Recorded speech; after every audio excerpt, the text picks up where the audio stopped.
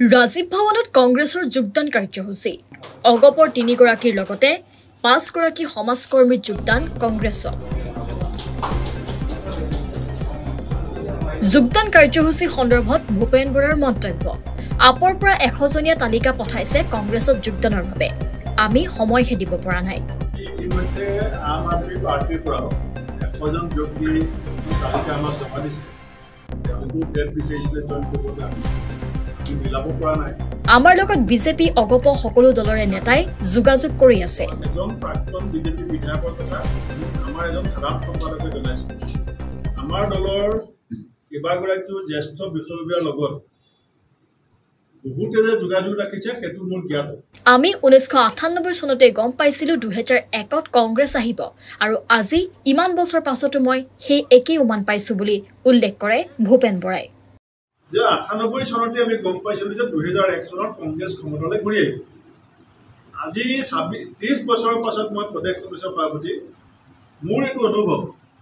যে যি ধৰণে অসমৰ বিভিন্ন ক্ষেত্ৰত কৰ্মৰত ৰাইজে মুকলি মনেৰে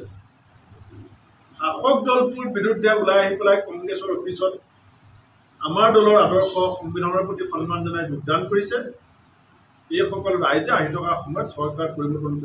কংগ্ৰেছত যোগদানৰ দৃশ্যই কি বাৰ্তা দিছে হিমন্ত বিশ্ব শৰ্মাক বুজালে ভূপেন বৰাই সাধাৰণতে যিটো প্ৰৱণতা দল যোগদান কৰা কিন্তু গোটেই দেশত যদি চাই আপুনি দেখিব ৰুলিং পাৰ্টিৰ মানুহে সাধাৰণতে জইন কৰে আৰু অসমত যিটো ৰুলিং পাৰ্টি আছে তেওঁলোকৰ শাসনকাল আৰু 2 বছৰ আছে প্ৰায় 2 বছৰ আছে কিন্তু শাসনত আৰু প্ৰায় 2 বছৰ থাকিবলগীয়া হৈ থাকোঁতেই সমাজৰ সচেতন ব্যক্তিসকল কংগ্ৰেছলৈ অহাটোৱে কি বাৰ্তা দিছে এইটো মুখ্যমন্ত্ৰী ডাঙৰীয়াই বুজি নোপোৱাকৈ থকা নাই বুজি নোপোৱাকৈ থকা আৰু যদি বুজি পোৱা নাই সেইটো আমি বেয়া নাই গৌৰৱ গগৈক দ্বিতীয়বাৰৰ বাবে উপদলপতি দিয়াক লৈ আমি অত্যন্ত সুখী হৈছো ইয়াৰ পৰা আমাৰ লাভ হ'ব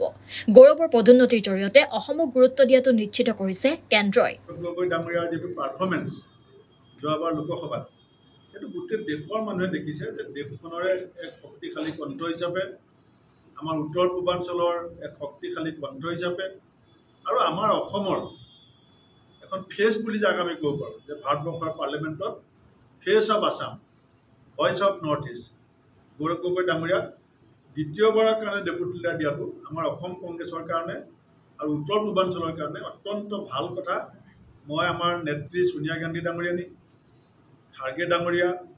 ৰাহুল গান্ধী ডাঙৰীয়াক মই আন্তৰিক ধন্যবাদ আৰু কৃতজ্ঞতা জনাইছোঁ আৰু আমি আশাও কৰি আছোঁ যে গৌৰৱ গগৈ ডাঙৰীয়াই উপদলপতি পদটো ধাৰাবাহিকতা ৰক্ষা কৰিবলৈ সুযোগ পাব ইয়াৰ পৰা লাভ কি হ'ব মই এইটো কৈছোঁ লাভ এইকাৰণে হ'ব যে আমাৰ এতিয়া ইণ্ডিয়া এলায়েন্স বুলি ক'লে এমপিৰ সংখ্যা বহুত বেছি হৈ সময় এটা নিৰ্ধাৰিত হৈ থাকে কিন্তু ডেপুটি লিডাৰজনে প্ৰায়ে কথা ক'বলৈ সুযোগ পায় মানে তেওঁ সন্মুখৰ পৰা নেতৃত্ব দিবলৈ সুযোগ পায় গতিকে আমাৰ অসমৰ বিষয়বিলাকৰ ক্ষেত্ৰত উত্তৰ পূৰ্বাঞ্চলৰ বিষয়বিলাকৰ ক্ষেত্ৰত আগতে যিটো আমাৰ মনত ভাৱ আছিল যে অসম বা উত্তৰ পূৰ্বাঞ্চল সংসদৰ মজিয়াত শক্তিশালীভাৱে প্ৰতিনিধিত্ব নহয় সেইটো আমি এতিয়া পূৰণ কৰিবলৈ সক্ষম হৈছোঁ আৰু কংগ্ৰেছৰ কেন্দ্ৰীয় নেতৃত্বই অসম তথা উত্তৰ পূৰ্বাঞ্চলকো গৌৰৱ গগৈ ডাঙৰীয়াৰ পদোন্নতিৰ জৰিয়তে যথেষ্ট গুৰুত্ব দিছে বুলি মই অনুভৱ কৰিছোঁ এই অহংকাৰ দিনক দিনে বাঢ়ক মুখ্যমন্ত্ৰীৰ এই অহংকাৰৰ বাবেই বিজেপিৰ আজিৰ এই অৱস্থা মই অত্যন্ত সুখী যে বিজেপি বিৰোধী যিটো ঢৌ যোৱা লোকসভা নিৰ্বাচনত আৰম্ভ হৈছিল চাৰ্চ পাৰ বুলি কোৱা বিজেপি আহি পেলাই 240খনত যেনেকৈ ৰ'বলগীয়া হ'ল এতিয়া সেই ঢৌটোৱে অসমৰ মানুহক চিন্তিত কৰি তুলিছে যিধৰণে বিভিন্ন ক্ষেত্ৰত কৰ্মৰত বিভিন্ন ৰাইজে আমাৰ লগত যোগাযোগ কৰিছে বিভিন্ন ৰাজনৈতিক দলৰ নেতাকৰ্মীয়ে যোগাযোগ কৰিছে কিছুমান বিজেপি দলৰো নেতাকৰ্মীয়ে যোগাযোগ কৰিছে অগপ দলৰো কৰিছে মই ভাবিছোঁ যে এইটো এটা কথা বুজাইছে যে অসমত বিজেপিৰ শাসনৰ পৰা ৰাইজে পৰিত্ৰাণ বিচাৰিছে প্ৰাক্তন আইজিপি ব্ৰজেনজিৎ সিংহই টিকট বিচৰা সন্দৰ্ভত প্ৰতিক্ৰিয়া এনেকুৱা ধৰণৰ আলোচনা হোৱা নাই যোগদান কৰিবও পাৰে জইন কৰিব বা প্ৰাৰ্থী হ'ব এই ধৰণৰ আলোচনা হোৱা নাই ব্ৰজেনজিৎ সিংহ ডাঙৰীয়াক মই পদু অসম ছাত্ৰ সন্থাত থকাৰ দিনৰ পৰা চিনি পাওঁ আমাৰ লখিমপুৰ জিলাৰ আৰক্ষী অধীক্ষক আছিল ব্যক্তিগত সম্পৰ্ক আৰু চিনাকি আছে জইনিঙৰ ক্ষেত্ৰত কোনো তেনেকুৱা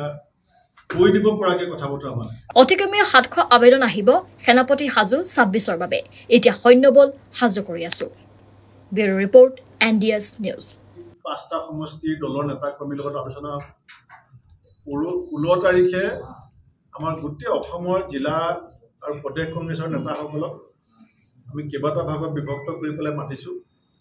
কাৰণ আমাৰ এই কনফাৰেন্স হলটোতে মিটিং হ'ব, গতিকে একেলগে আমি বহিব নোৱাৰোঁ। সেইকাৰণে আমি জোনেল হিচাপত সংখ্যাগত দিশটো চাই আমি গ্ৰুপকে বহি কথা পাতিম। আৰু 17 তাৰিখে আমাৰ মাননীয় বিধায়কসকল, মাননীয় সাংসদসকল, আমাৰ পলিটিকেল এফেয়াৰ্ছ কমিটি আৰু এই 24 চনৰ আমাৰ যিসকল লোকসভা কণ্টেষ্টিং কেণ্ডিডেট তেওঁলোকৰ লগত এখন সভা হ'ব হোটেল লিলিত। সেইখিনি আমাৰ কাৰ্যসূচী।